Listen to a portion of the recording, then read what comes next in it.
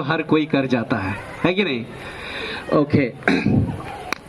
हम लोग जिस कारण से यहाँ पर इकट्ठे हुए हैं वो है क्रिसमस सेलिब्रेशन के लिए। और क्रिसमस सेलिब्रेशन का महत्व या उसका मीनिंग अगर जाने तो खाना पीना मौज मस्ती या सेलिब्रेशन नहीं, लेकिन इससे भी काफ़ी गहरा है, जो कि हमारे archbishop doctor Arfan John ji ने ऑलरेडी कह दिया है। तो बिना समय गंवाएं हम लोग सीधे परमेश्वर के वचन की ओर जाएंगे। सबसे पहले निकालेंगे हम लोग मत्ती रचित सुसमाचार 2 अध्याय, यानी मत्ती इंजील, उसका 2 अध्याय हम लोग निकालेंगे। हम सभी लोगों को पता है क्रिसमस की कहानियां। कितने लोगों को पता है क्रिसमस की कहानियां? आप सभी हाथ उठाएंगे। बहुत से लोग यहाँ पर मसीह होंगे, क्रिश्चियंस होंगे, जिन्हें पता है द स्टोरी ऑफ जीसस, कि उनका जन्म हुआ बैतलहम में और किस तरह से परमेश्वर ने मेरी और यूसुफ को चुना ताकि उनके माध्यम से वो इस संसार में आए। और इसके पीछे जो रहस्य था वो समस्त मानव जाति को पाप से उद्धार करना था। The primary purpose of the Lord Jesus Christ is to save us from sin। यानी पहला जो प्राइमरी पर्पस यीशु मसीह का इस दुनिया में आना वो है पाप से क्षमा और पाप से उद्धार। इसके बाद आती है शारीरिक चंगाइयाँ, इसके बाद आती है फिजिकल ब्लेसिंग्स, इसके बाद आती है वेल्थ की ब्लेसिंग्स।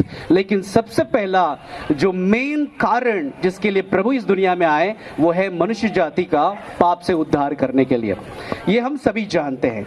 लेकिन आज इसी स्टोरी में से कुछ ऐसी रहस्यमय बातें जो शायद आप लोगों को पहले से पता हो, लेकिन मैं इसे आज फिर से उजागर करना चाहूंगा, जो कि मैथ्यू चैप्टर 2 में लिखा है। आप सभी को पता होगा जब यीशु मसीह का जन्म हुआ तो उसमें 2 गुट थे। एक गुट बहुत ही आनंदित हुए, लेकिन एक गुट जो बहुत ही डरा हुआ और सहमा हुआ और बहुत दुखी था। क्या आप बता सकते हो वो कौन से गुट लोग हैं जो प्रभु यीशु मसीह के जन्म के सुसमाचार को जो उन्होंने सुना तो वो बहुत आनंदित हुए? बताइए कौन से लोग बहुत आनंदित हुए? चरवाहे, गरड़िए, बहुत अच्छा जवाब। और कौन लोग आनंदित हुए होंगे? इसमें कोई दो राय नहीं कि उनके माता पिता तो सबसे पहले आनंदित हुए, है कि नहीं? और कौन लोग आनंदित हुए?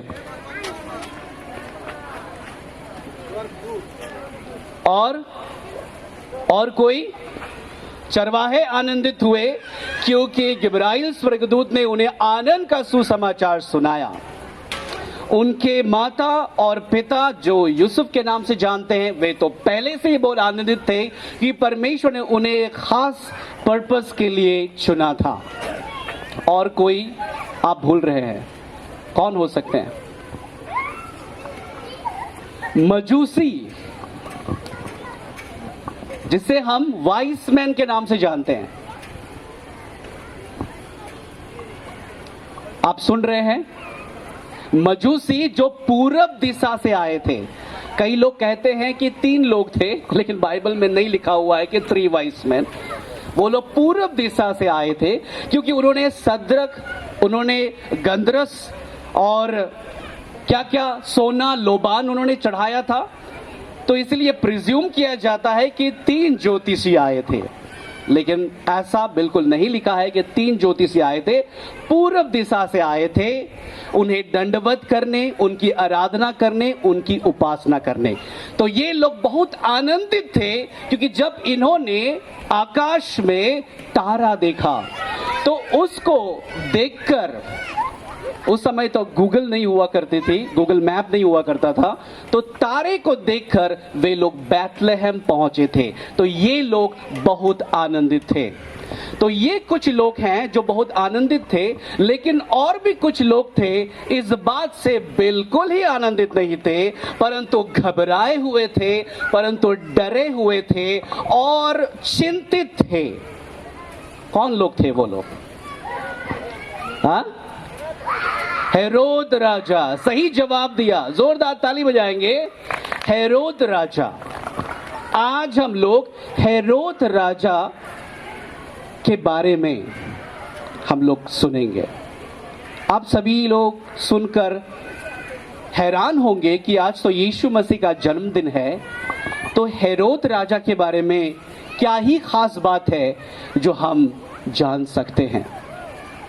मैं आपको बता देना चाहता हूं कि उस समय यहूदिया और बैतलहम प्रांत में एक राजा का शासन चलता था, और वो राजा था राजा हेरोद, जिसे हम अंग्रेजी में हेरोद द ग्रेट भी कहते हैं। अब पता नहीं किस वजह से उसको ग्रेट कहा जाता है, क्योंकि हम उनकी क्रूरता को देखते हैं और उनकी बुराइयों को देखते हैं, लेकिन उन्हें हेरोद द ग्रेट के नाम से जानते हैं। ऐसे तो हम लोग अलेक्जेंडर द ग्रेट के नाम से भी जानते हैं, हालांकि बहुत सारे लड़ाइयां और नरसंहार और बहुत सारे लोगों को उन्होंने मृत्यु दंड की सजा भी दी थी।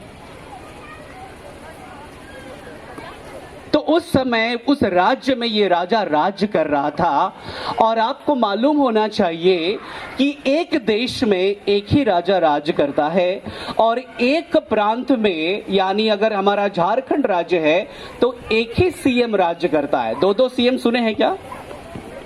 दो सीएम सुने हैं? दो प्रधानमंत्री सुने हैं?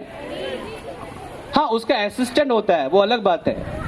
स्कूल में भी दो प्रिंसिपल नहीं होता है, एक प्रिंसिपल होता है, एक वाइस प्रिंसिपल होता है। दोनों का काम लगभग सेम होता है, लेकिन जब मेन पर्सन अनुपस्थित होते हैं तो ये फलाना जो है, जो वाइस है, वो उसको लीड करता है। चाहे वो स्कूल के मामले में हो, चाहे वो राज्य के मामले में हो, चाहे वो देश के मामले में हो, उसे चलाने के लिए एक राजा की जरूरत पड़ती है, एक महाराजा की जरूरत पड़ती है, एक शासक की जरूरत पड़ती है। तो उस समय यहूदिया और बैतलहम को कौन शासन कर रहा था? राजा हेरोद। लेकिन जब मजूसियों के द्वारा उसे यह खबर मिली कि यहूदियों का राजा बैतलहम में जन्म हुआ है, तो वो बेचैन हो गया, वो घबरा गया, उसे नींद आना बंद हो गया, उसे भूख लगनी बंद हो गई, वो परेशान हो गया। क्यों परेशान हो गया? क्योंकि भाई ये दूसरा राजा कहां से आया? जब मैं पहले से ही यहां पर राजा हूं और राज्य कर रहा हूं, तो ये अभी दूसरा राजा कौन पैदा हो गया है? इस बात को लेकर वो परेशान और चिंतित होने लगा और घबराया हुआ था। उसके लिए ये एक डर था, एक चुनौती था, और वो इस बात को अच्छा से जानता था कि मेरे रहते, मेरे होने के बावजूद यहां कोई दूसरा राजा नहीं बन सकता है। और उन्होंने मजूसी जो पूर्व दिशा से आए थे, वे उनके पास गए और उन्होंने कहा कि यहूदियों का राजा का जन्म हुआ है, क्योंकि हमने उनका प्रमाण देखा है। और उन्होंने कुछ बुद्धिजीवी लोगों को बुलाया और उनसे ये कंफर्म किया कि ये जो बातें ये लोग कर रहे हैं, हमारे मेहमान जो बहुत दूर से आए हैं, क्या ये सच है? जो मीटिंग के बाद ये बात कंफर्म हुई, उन्होंने भी बताया। वे तो यीशु मसीह के जन्मदिन के बारे में बिल्कुल नहीं जानते थे, उद्धारकर्ता के बारे में बिल्कुल नहीं जानते थे, लेकिन जब उन्होंने बताया कि बैतलहम में यहूदियों का राजा का जन्म हुआ है, तो उन्होंने जो भी पोथा खोलना था उन्होंने खोला, जो भी डिस्कवरी करना था उन्होंने डिस्कवर किया, और राजा को ठीक ठीक जानकारी दी। उन्होंने बताया कि हमारे डिस्कवरी के अनुसार ये पता चलता है कि जो भी बातें इन्होंने कही है, जो पूरब दिशा से आए हुए लोग, जिसे हम ज्योतिषी या वाइस मैन के नाम से भी जानते हैं, ये प्रमाणित है कि ये हुआ है, ये लिखा है, यहां पर वचन में लिखा है। तो वो और भी घबरा गया। पहली बार जब सुना तो वो तो घबराया, लेकिन जब दूसरी बार अपने ही लोगों के द्वारा ये कंफर्मेशन दिया गया, तो वो तो और भी ज्यादा घबरा गया, भयभीत हो गया कि भाई अब मेरा सिंहासन का क्या होगा, क्योंकि मेरा तो एक ही सिंहासन है और उस एक सिंहासन में केवल एक ही राजा बैठ सकता है, एक ही राजा विराजमान हो सकता है, एक ही राजा शासन कर सकता है। तो मेरे होने समय ये कौन सा दूसरा आ गया है, ये मैं होने नहीं दूंगा। तो ये पहला व्यक्ति था जो बिल्कुल घबरा गया और बिल्कुल भयभीत हो गया और अशांत हो गया और चिंतित हो गया। बल्कि बाकी जो लोग थे, चरवाहे और ये जो ज्योतिषी और अन्य लोग जो है वो बहुत ही आनंदित हुए। लेकिन ये राजा और उसके साथ साथ उसके प्रजा के लोग भी परेशान हो गए। अब राजा परेशान हो गए, ये बात तो समझ में आ रही है, लेकिन प्रजा क्यों परेशान हो रहे हैं पता है? क्योंकि जब राजा परेशान हो जाता है, जब राजा का दिमाग हिल जाता है, तो वो कुछ ना कुछ ऐसा कदम जरूर उठाता है जिसके वजह से खामियाजा जो है प्रजा लोगों को उठाना पड़ सकता है। कई बार हमारे जो देश के चलाने वाले हमारे जो सरकारें हैं, कई बार ऐसे ऐसे कानून लेकर आ जाते हैं जो डायरेक्टली एंड इनडायरेक्टली हिट करती है हम लोगों को, चाहे वो टैक्स के मामले में हो, चाहे और भी पॉलिसीज के मामले में हो। कहीं ना कहीं हम ये बिल्कुल नहीं कह सकते कि ये हम पर कोई प्रभाव नहीं डालता, नहीं, हर एक इंसान पर प्रभाव डालता है जब सरकार कोई नीति या नियम लेकर आती है। तो इसीलिए पूरा जो वहां के लोग थे वो घबरा गए, क्योंकि राजा खुद घबरा गया और राजा चिंतित हो गया। अब पता नहीं वो क्या करने वाला है, और उसी चीज का डर जो मन में उठ रहा था वही हुआ। उसने ज्योतिषियों को बुलाकर झूठ बोला कि भाई आप लोग जाइए और ठीक ठीक मालूम कीजिए, लोकेशन का पता कीजिए, एड्रेस का पता कीजिए, माँ बाप की जानकारी लीजिए और वापस आपको आना है और मुझे बोलना है, ताकि मैं भी जाकर आपकी तरह दंडवत करूं, आराधना करूं, उपासना करूं, मान दूं, सम्मान दूं। किसे मान सम्मान नहीं चाहिए, किसे पसंद नहीं है? लेकिन ये बात तो उसने झूठ बोली थी, क्योंकि उसके मन में उनको दंडवत करना और आराधना करना तो बिल्कुल नहीं था, परंतु उनको खत्म करना था, क्योंकि वो जानता था कि मैं राजा हूं और कोई दूसरा राजा नहीं हो सकता है।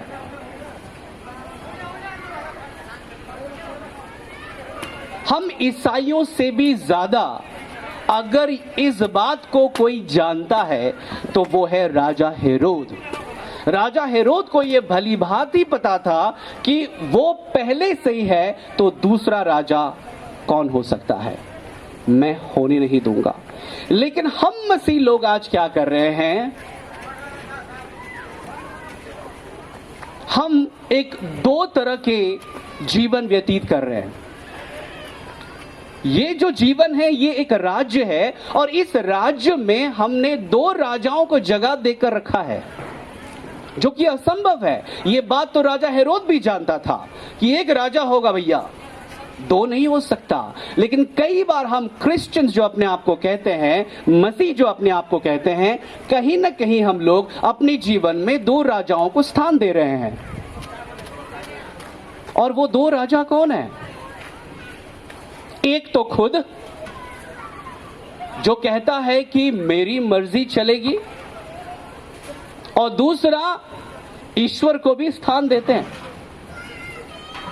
यानी कहने का मतलब, संडे को हम परमेश्वर की हुजूरी में आते हैं और उसकी आराधना करते हैं, उपासना करते हैं और धर्मी बन जाते हैं।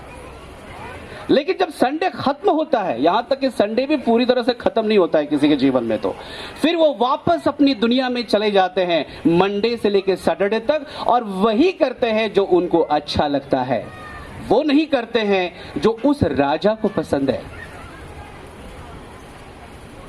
यीशु मसीह जो हमारा जीवन का राजा है, उससे हम केवल संडे दे रहे हैं और बाकी दिन खुद राजा बनकर अपने जीवन का संचालित कर रहे हैं।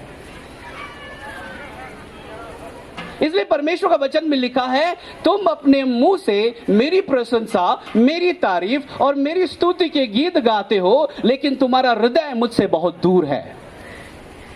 क्या यह सच नहीं है? जब क्रिसमस सेलिब्रेशंस होता है, जब संडे आती है, जब कोई प्रोग्राम्स होता है, जब सेमिनार होता है, तो हम मसीह लोग इतना एक्टिव क्यों हो जाते हैं?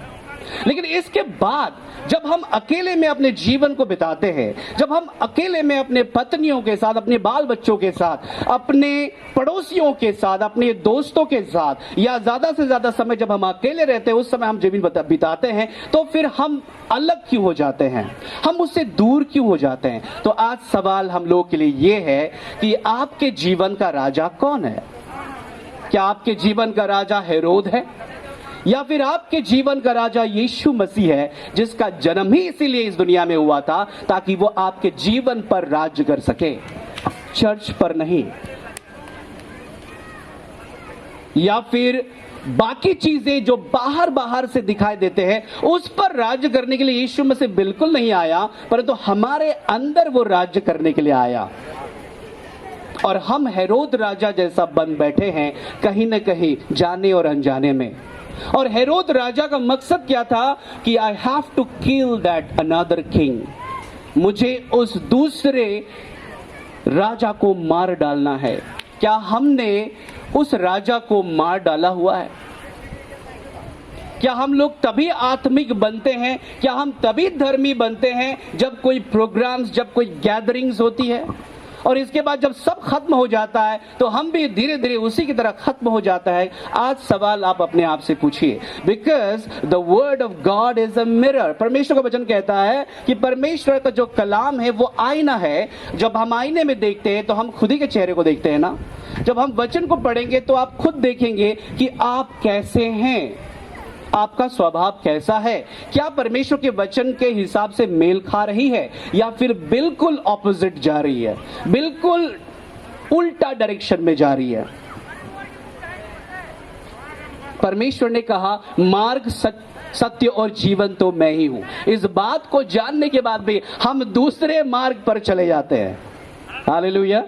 हम जानते हैं कि परमेश्वर मार्ग, सत्य और जीवन है, लेकिन इसके बावजूद भी उस पथ पर नहीं जाते, परंतु हमारा खुद और कुछ और ही रास्ता होता है जिस पर हम चलते रहते हैं। आज इस क्रिसमस के दिन पर आइए हम अपने आप को जांच कर, टटोल कर देखें कि जब यीशु मसीह का जो जन्म हुआ था, क्या वाकई में वो मेरे जीवन में है या नहीं है।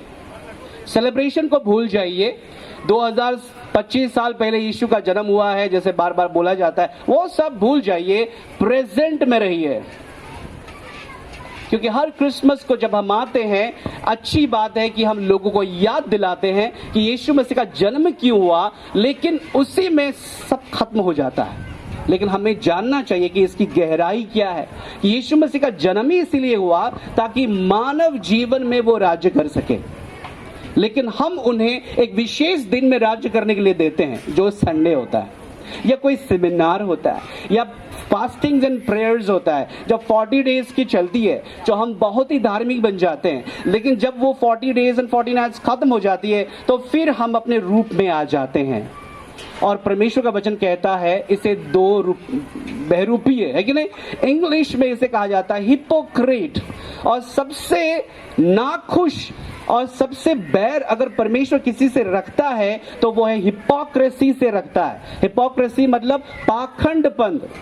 पाखंडपन मतलब दिखाने के लिए हम कुछ और है, लेकिन एक्चुअली हमारा जीवन कुछ और है। हम प्रचार कुछ और कर रहे होते हैं, लेकिन जी कुछ और रहे होते हैं। हम बोल कुछ और रहे होते हैं, लेकिन कर कुछ और रहे होते हैं। इसका मतलब है हमारे जीवन में दो राजा रूल कर रहा है।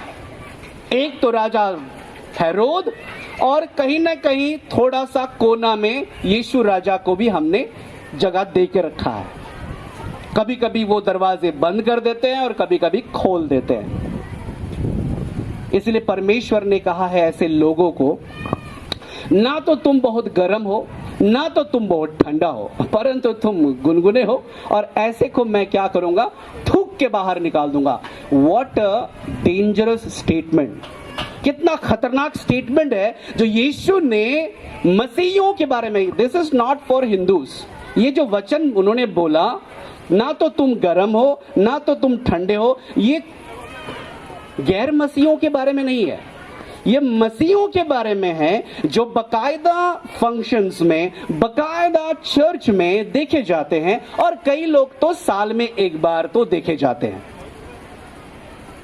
जब साल में एक बार क्रिसमस सेलिब्रेशन होते हैं, ऐसे लोगों को भी हम देखते हैं जो पूरा हफ्ता नदारत रहते हैं, जो पूरा साल नदारत रहते हैं, लेकिन वो आते हैं और अपने साथ और भी दोस्तों को लेकर आते हैं। इसके बाद फिर हम समझते हैं कि क्रिसमस जो है वो क्रिसमस बैकग्राउंड होना चाहिए, एंड देन हम सेल्फी लेते हैं और फेसबुक पे पोस्ट करते हैं, इंस्टाग्राम पे पोस्ट करते हैं, व्हाट्सएप पे किसी न किसी को हम लोग मेरी क्रिसमस, मेरी क्रिसमस। अब जैसे ही क्रिसमस का दिन घुसेगा, इतना सारा मैसेजेस आते हैं कि किसको रिप्लाई दें, इसलिए किसी को नहीं देते हैं, कभी कभी चुप रहते हैं। तो क्या सिर्फ क्रिसमस के समय ही हम लोगों को बधाई देते रहें?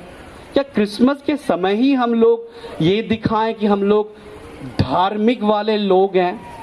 लेकिन परमेश्वर का वचन तो कहता है, अगर आपका जीवन में दो चीज हो रहा है, अगर आपके जीवन में दो रास्ते हैं जहां पर आप चलते हो, तो ये नहीं हो सकता, क्योंकि एक ही राजा राज करेगा, और ये बात राजा हेरोद को मालूम था, इसीलिए वो दूसरे को यानी यीशु मसीह को मार डालना चाहता था।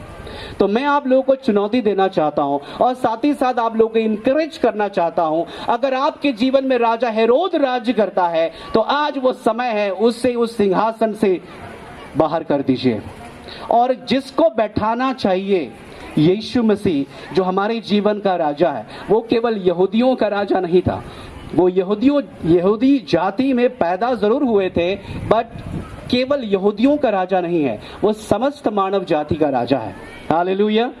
और वो स्वर्ग से राज्य करता है। उसका सिंहासन यहाँ पृथ्वी में नहीं है, वो कुर्सी नहीं है जहां पर हम बैठते हैं, वो सिंहासन नहीं है जो सोने और चांदी से बनाए जाते हैं, परंतु उसका सिंहासन कुछ और है, और वहीं से वो पूरा ब्रह्मांड को वो राज्य करता है।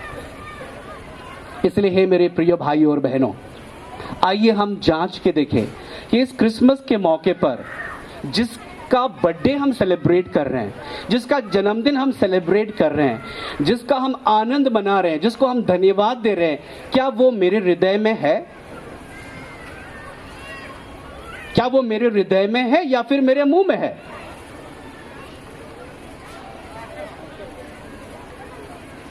एक कहानी है, स्वर्ग के द्वार पर स्वर्गदूत खड़े थे और वहां